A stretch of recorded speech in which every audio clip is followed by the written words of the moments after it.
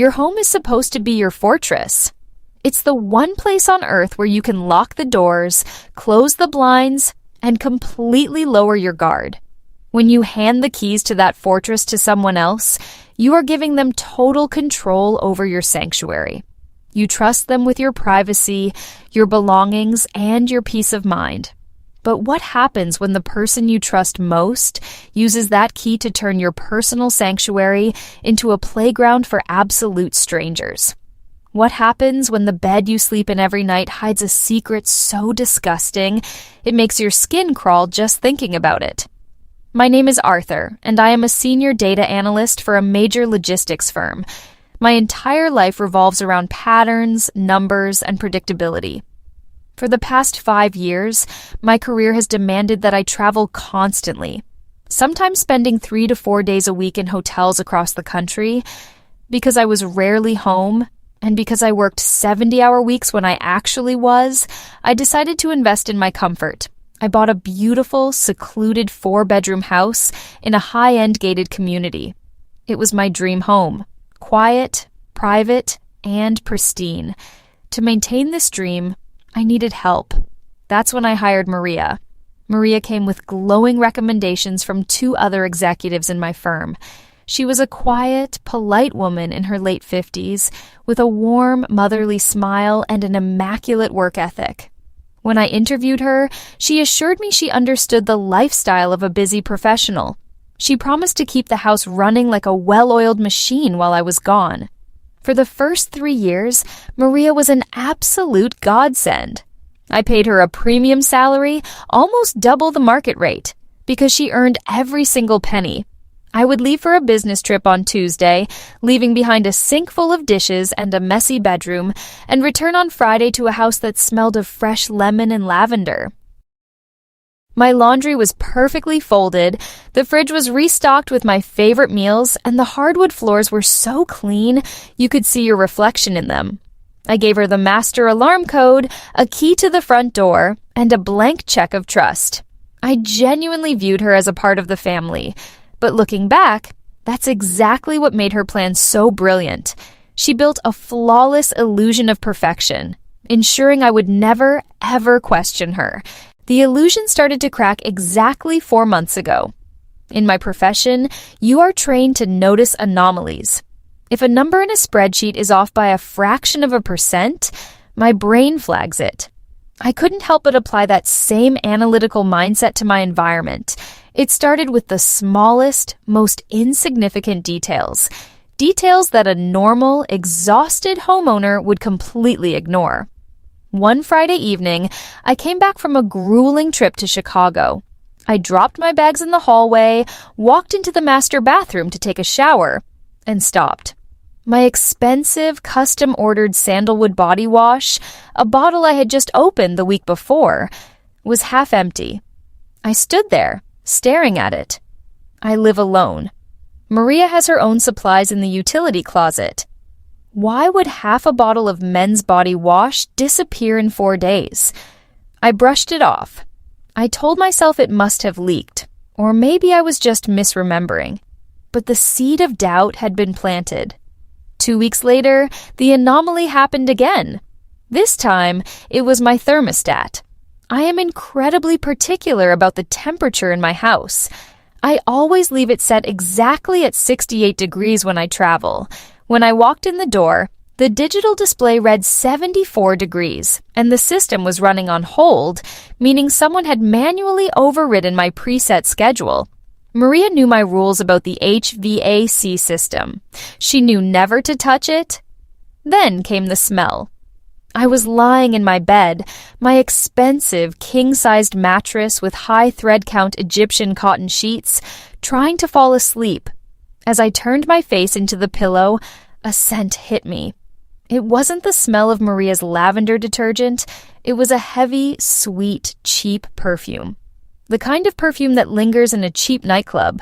It was faint, almost completely masked by the scent of fresh laundry, but my nose caught it. My heart started beating a little faster in the dark. I sat up in bed and turned on the lamp. I looked around my pristine, perfectly organized bedroom. Everything was exactly where it belonged. The pillows were fluffed, the nightstands were dusted, but my mind was racing. The body wash, the thermostat, the perfume, the data points were connecting, and they were pointing to a terrifying conclusion. Someone else was spending time in my house while I was gone. I didn't confront Maria. If I asked her, she would deny it. She would have an excuse for the thermostat, and she would say the perfume was a new cleaning product. I needed undeniable, concrete proof. I needed raw data. The next morning, I logged onto Amazon and ordered a high-definition, motion-activated Nanny Cam. I chose one cleverly disguised as a digital alarm clock. It had night vision, a wide-angle lens, and it sent a live feed directly to an encrypted app on my phone. When it arrived, I placed it directly on my nightstand, pointing it straight at the center of my bed. I told Maria I was leaving for a week-long conference in Miami. I packed my bags, smiled at her as she wished me a safe flight, and drove away. I had no idea that the camera I just plugged in was about to capture a nightmare that would completely destroy my life and ultimately lead me to destroy hers. I checked into my hotel in Miami on a Tuesday afternoon. The conference I was attending was demanding, filled with endless networking events and keynote speeches, but my mind was completely elsewhere. My phone felt like a ticking time bomb in my pocket. Every time it vibrated with an email or a calendar reminder, my heart skipped a beat. I kept opening the hidden camera app, half expecting to see my house being ransacked, but all I saw was my perfectly still, empty bedroom. The digital clock on the nightstand blinked in the darkness. Everything was quiet. By Wednesday night, I actually started to feel guilty. I was sitting at a high-end steakhouse with my colleagues, sipping an expensive bourbon, and I thought about Maria. She had been with me for years. She made my life easier. I was treating her like a criminal over a bottle of body wash and a slight change in room temperature. I almost opened the app to disable the motion alerts. Almost. Thursday afternoon it happened. I was in the middle of a massive presentation, standing in front of 50 logistics executives, breaking down quarterly supply chain metrics. My phone was resting face up on the podium. Right in the middle of a sentence about freight costs, the screen lit up. A silent push notification flashed across the lock screen. Motion detected. Master bedroom. Time: 2:14 p.m. A Thursday afternoon. Maria's scheduled cleaning days were strictly Mondays and Fridays. There was absolutely no reason for her or anyone else to be in my bedroom. I wrapped up the presentation as fast as professionally possible, my mouth completely dry. I skipped the Q&A session, ignored my boss who was trying to wave me down, and practically ran to the nearest empty conference room. I locked the door behind me, sank into a leather chair, and took a deep breath. My hands were actually shaking as I unlocked my phone and tapped the app. The screen buffered for a second, a spinning white circle against a black background, before the high-definition live feed snapped into focus. The room was bathed in the bright afternoon sunlight streaming through the open blinds. The first thing I saw was Maria. She wasn't holding a vacuum cleaner or a duster. She was standing at the foot of my bed, wearing a casual sweater and jeans instead of her usual neat cleaning uniform. She had a clipboard in one hand and a thick stack of cash in the other. She was smiling, nodding at someone off camera. A second later, a man walked into the frame. He was in his 40s, wearing a cheap suit with the tie loosened. He handed Maria another wad of $20 bills. She counted it quickly, her thumbs flicking over the green paper with practiced precision, slipped the money into her pocket, and then pointed to the digital clock, the very camera I was watching her through. She said something to him. I couldn't hear the audio clearly over the hotel's air conditioning, but I could read her lips well enough. "You have exactly 1 hour." The man nodded, taking off his jacket and throwing it carelessly over my custom-upholstered armchair. Then, a woman walked into the frame. She was young, wearing an outfit that left absolutely nothing to the imagination, and carrying an oversized designer tote bag. Maria gave them a polite, businesslike nod, turned around, and walked out of my bedroom, pulling the door shut behind her. I sat frozen in that Miami conference room thousands of miles away, staring at my phone screen in absolute paralyzing horror. The man and the woman didn't waste any time. They immediately moved toward my bed. My pristine, expensive, king-sized bed. The sanctuary I slept in every single night. I watched in visceral disgust as they pulled back the Egyptian cotton sheets. They weren't strangers who had broken in. They were paying customers. I was watching a transaction unfold in my own home. The realization hit me like a physical blow to the chest, knocking the wind completely out of my lungs. Maria hadn't just stolen a little bit of soap or thrown a party. She had turned my secluded, luxurious suburban home into an illicit, high-end hourly brothel. She was renting out my master bedroom to prostitutes, cheating husbands, and who knows who else, entirely off the books, while I was killing myself working out of state. I watched the feed for exactly 3 minutes before I had to turn it off. I felt violently sick to my stomach. I rushed to the bathroom attached to the conference room and threw up my expensive lunch. I splashed cold water on my face, gripping the edges of the porcelain sink until my knuckles turned white. The betrayal was so deep, so invasive, it felt like my skin was crawling. Every time I had laid my head on my pillow for the last 3 years, how many strangers had been there just hours before? How much money had this woman made off my property, my mortgage, my trust? When I looked at myself in the mirror, the shock was gone. The nausea was gone. The man who walked out of that bathroom wasn't the same trusting executive who had hired a sweet older lady to fold his laundry. My analytical brain completely took over, shutting down all emotion and replacing it with pure, weaponized logic. I wasn't going to call the police. That was too easy. A simple arrest would let her off with a slap on the wrist. She had violated my life, so I was going to systematically dismantle hers. I pulled out my laptop, connected to the hotel Wi-Fi, and started building a new spreadsheet. The project name, Operation Eviction. For the next 48 hours in Miami, I barely slept. I attended my required corporate meetings, shook hands with logistics executives, and delivered my final reports. But my brain was running on a completely parallel track. Every time I had a free moment, I was glued to my laptop or my encrypted phone, documenting the systematic destruction of my own home.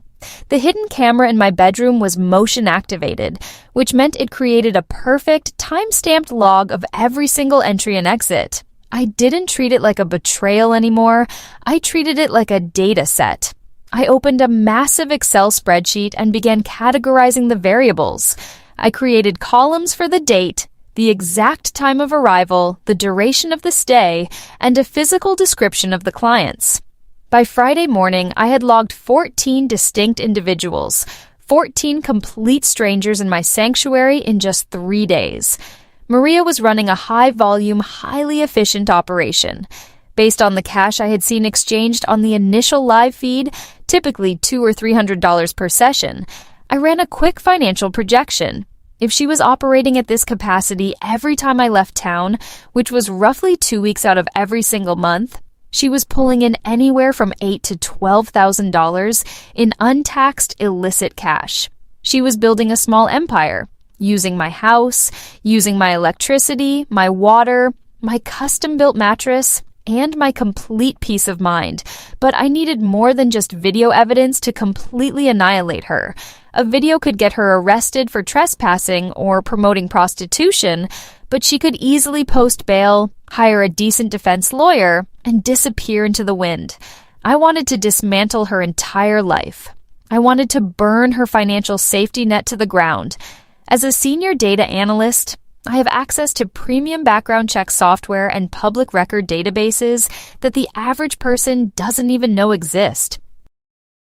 I closed my hotel room blinds, poured myself a black coffee, and started pulling every piece of digital information attached to her name, her phone number, and her social security number.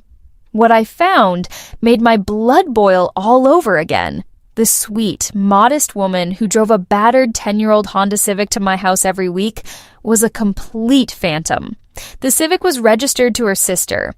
Maria's actual primary residence wasn't the cramped, low-income apartment she claimed to live in on her resume. According to county property tax records, she owned a pristine, fully paid-off townhouse in a very affluent suburb on the other side of the city. She had purchased it 2 years ago, right around the exact time my rigorous travel schedule had ramped up. She bought it entirely in cash. There was no mortgage, no loan, just a massive lump sum of clean money. I dug deeper into her digital footprint and hit the jackpot. I found a limited liability company registered under her maiden name, categorized vaguely as a residential consulting firm.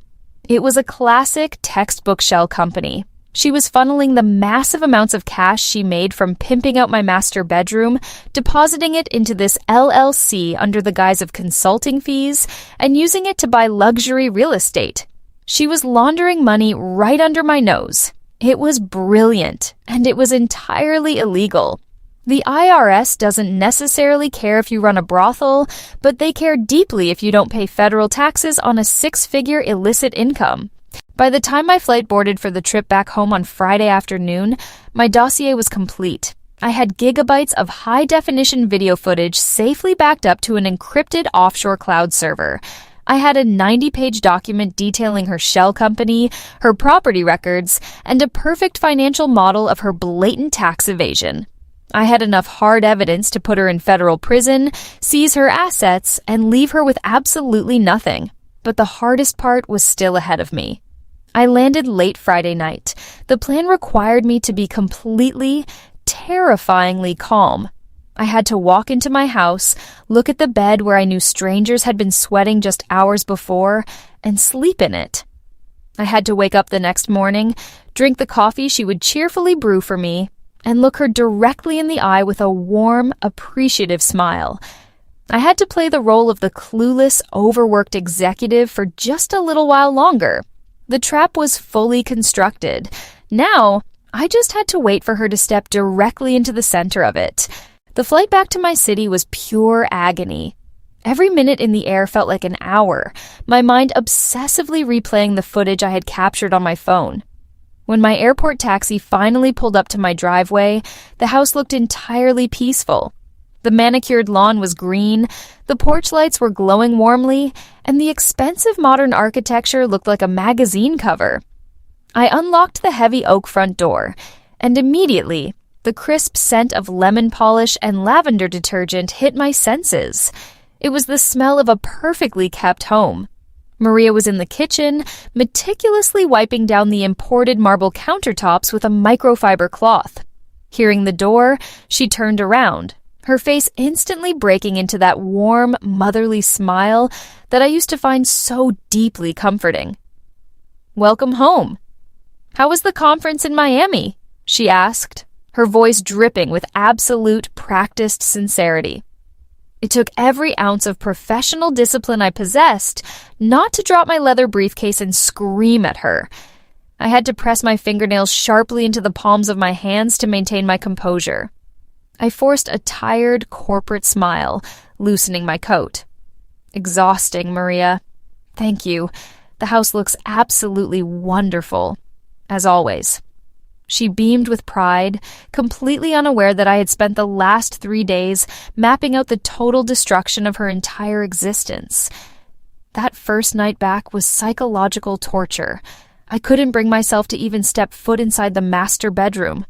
The thought of lying down on that custom mattress, knowing exactly what kind of transactions had taken place there just 24 hours prior, made my stomach violently churn. I waited until Maria finished her shift and drove away in her sister's battered Honda Civic. The moment her taillights disappeared down the street, I dragged a heavy wool blanket into my home office, locked the solid wood door behind me, and slept on the stiff leather sofa. The next morning, I initiated the final phase of Operation Eviction. A simple police raid wouldn't be enough to secure the devastating legal outcome I wanted. If the cops showed up and found one couple in the bedroom, Maria could claim she just let a friend borrow the house. She could hire a smart lawyer, post bail, and slip away.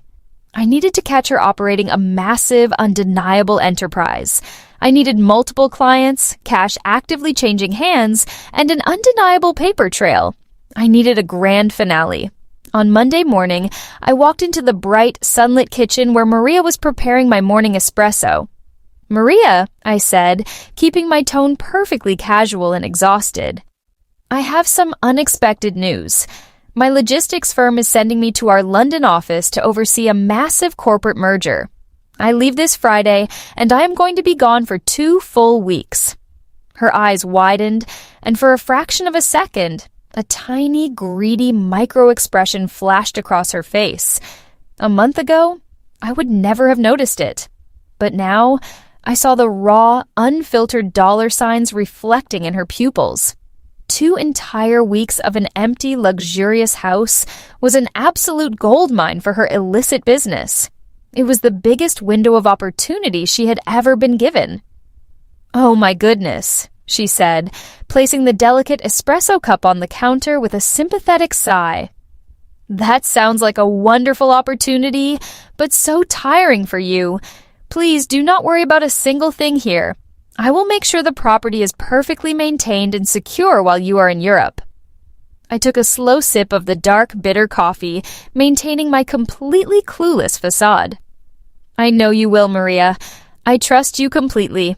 As soon as I arrived at my corporate office, I locked my door and started making secure phone calls. The first call was to a highly recommended private investigator I had retained over the weekend using an encrypted email service. I gave him Maria's real address, her license plate, and the details of her shell company. My instructions were clear. I wanted 24-hour surveillance on her starting Friday night. I wanted high-resolution photographs of every single person who approached my property, and I wanted their license plates run through the DMV database. The second call was to the local police precinct, specifically the Vice and Narcotics Squad. I didn't give them my name or my address yet. I simply laid out a hypothetical scenario involving a highly organized, high-end prostitution ring operating in a quiet, wealthy gated community, complete with thousands of dollars in untaxed cash and blatant money laundering. The senior detective on the line grew very quiet, and then very interested. I told him to expect a follow-up call from me on Saturday night with an exact location, an access code to the front door, and a live high-definition video feed of the crimes in progress. The trap was flawlessly set. The bait was taken. Maria thought she had just been handed the keys to the kingdom for 14 days of uninterrupted profit. She had absolutely no idea she was actively decorating her own prison cell. Friday morning arrived with a heavy, suffocating tension in the air. I packed my large designer suitcases, making sure to include enough winter coats and professional attire to convincingly look like a corporate executive relocating to London for a fortnight. I dragged the heavy luggage down the pristine hardwood stairs, the wheels clicking rhythmically in the quiet house. Maria was waiting by the front door, holding my travel mug filled with hot coffee. She wore her standard innocent smile, wishing me a safe flight and promising that my beautiful home would be in immaculate condition upon my return. I smiled back, took the coffee, and drove my SUV toward the international airport. I even drove through the departure gates, making sure my car was seen on the toll cameras just in case she had someone watching. But I never boarded a plane. I circled the terminal, merged back onto the highway, and drove straight to an unremarkable mid-range hotel about 10 miles away from my gated community. I checked into a room under my corporate account, set up my laptop on the cheap laminate desk, and plugged my phone into the charger. It was time to watch the empire crumble. For the first 24 hours, the house was agonizingly quiet. Maria was meticulous. She knew I might check my exterior security system, so she maintained the illusion of an empty, secure property. But Saturday night was the gold mine.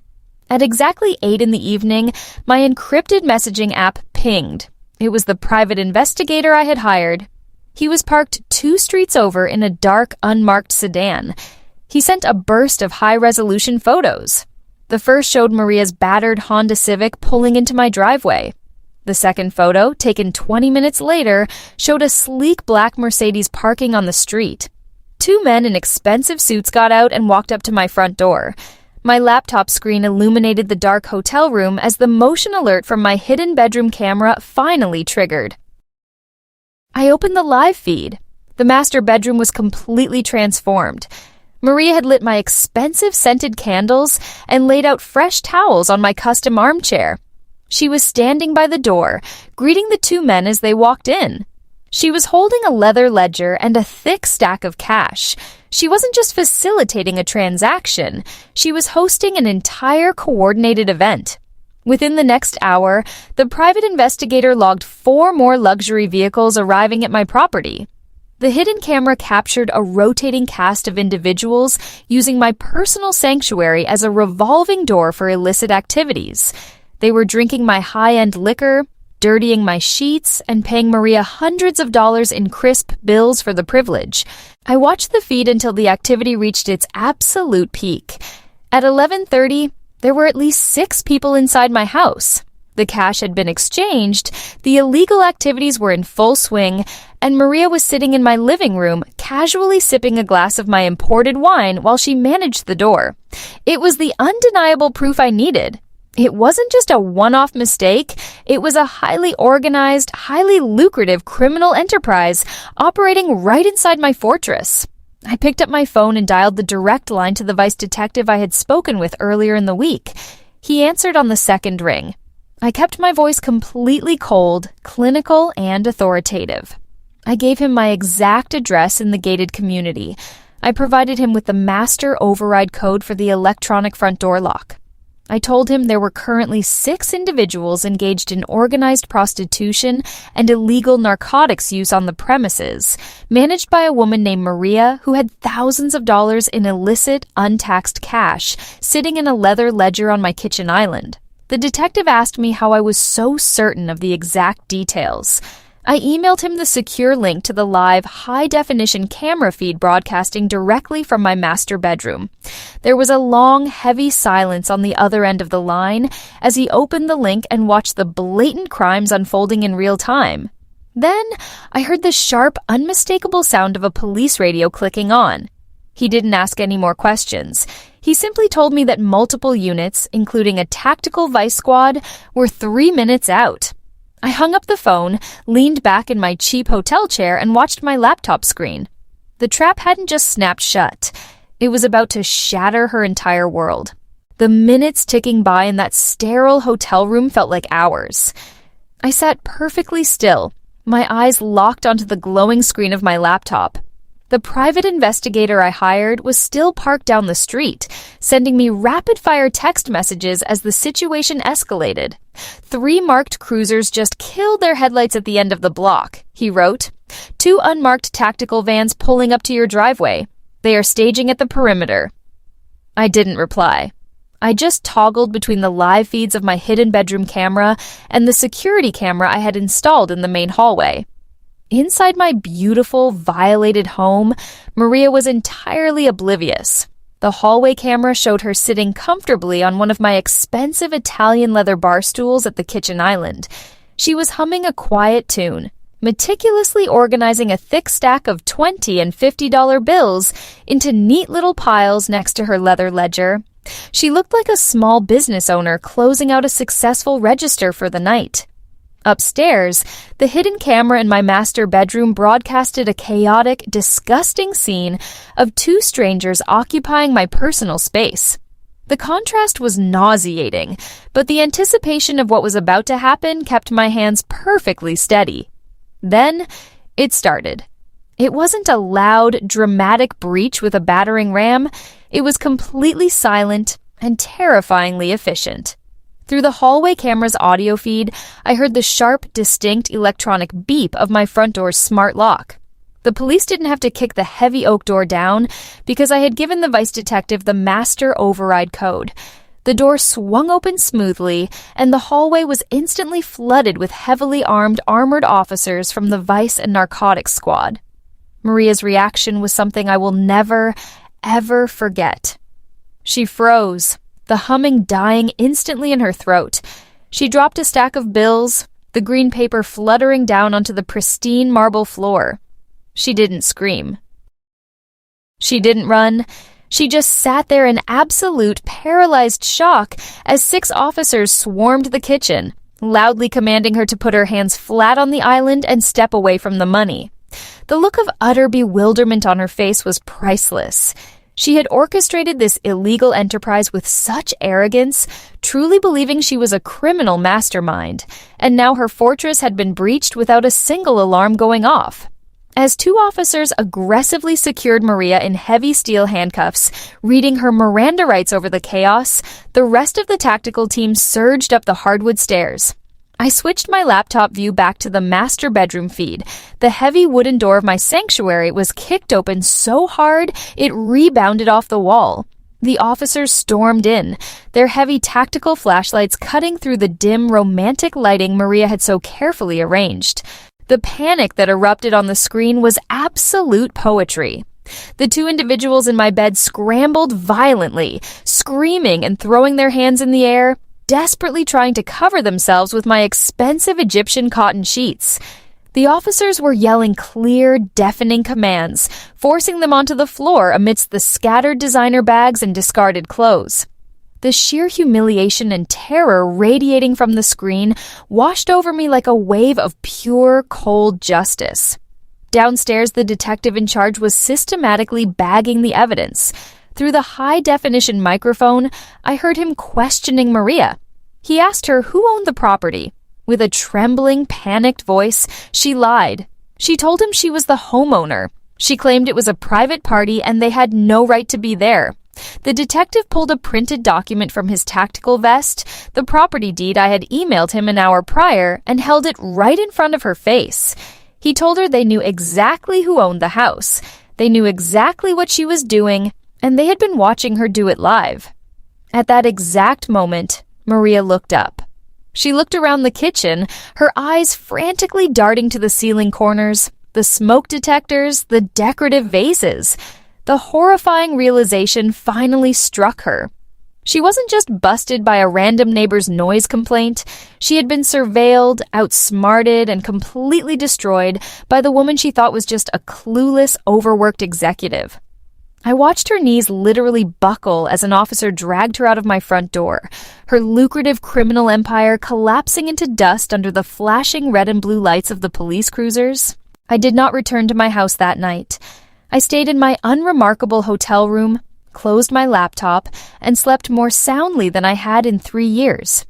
The next morning, I drove back to my gated community under the bright, clear Saturday sun. The police cruisers were gone, the flashing lights were gone. My house stood completely silent, looking just as pristine and luxurious from the outside as it always had. But inside, it was a completely different story. I unlocked the front door and stepped into the entryway. The illusion of the sweet, motherly housekeeper was permanently shattered. The house felt violated, but the poison had finally been extracted. I did not waste a single second feeling sorry for myself. I immediately hired a specialized, high-end biohazard remediation crew.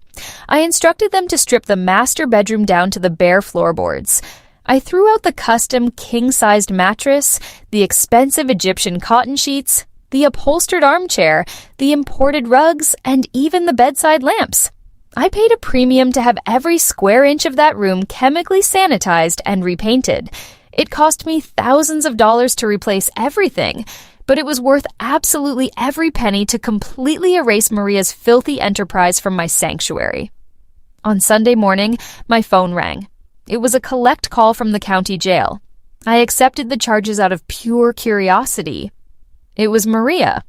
Her voice was unrecognizable, stripped of all that warm, fake sincerity. She was sobbing hysterically, begging me to tell the police there was a massive misunderstanding, claiming she was just trying to make ends meet and that the men in my house were just friends visiting her. I let her cry and ramble for exactly 60 seconds. Then, in the coldest, most clinical voice I could muster, I told her I had watched the high-definition live feed of her transactions from a hotel room and that the vice detective already had the footage. The dead, horrifying silence that followed on her end of the line was the most satisfying sound I have ever heard. I hung up the phone and permanently blocked the number. Maria was formally charged with promoting prostitution, criminal trespassing, and operating an illegal enterprise. She hired a sleazy defense attorney who immediately tried to arrange a plea deal to keep her out of jail, arguing she was just a poor, desperate woman. But her attorney had no idea what was coming next. The local police were just the opening act. The real destruction was entirely financial. On Monday morning, instead of flying to London, I walked into the regional office of the Internal Revenue Service. I sat down with an agent from the Criminal Investigation Division and handed him my 90-page dossier. I gave him the encrypted offshore backups of the video evidence, the private investigator's comprehensive report, and the complete financial model of Maria's shell company. I walked the federal agent through the exact paper trail, showing him exactly how she funneled hundreds of thousands of dollars in untaxed illicit cash into her LLC under the guise of consulting fees. The federal government does not care about your sob stories, and they certainly do not take kindly to undeclared six-figure incomes.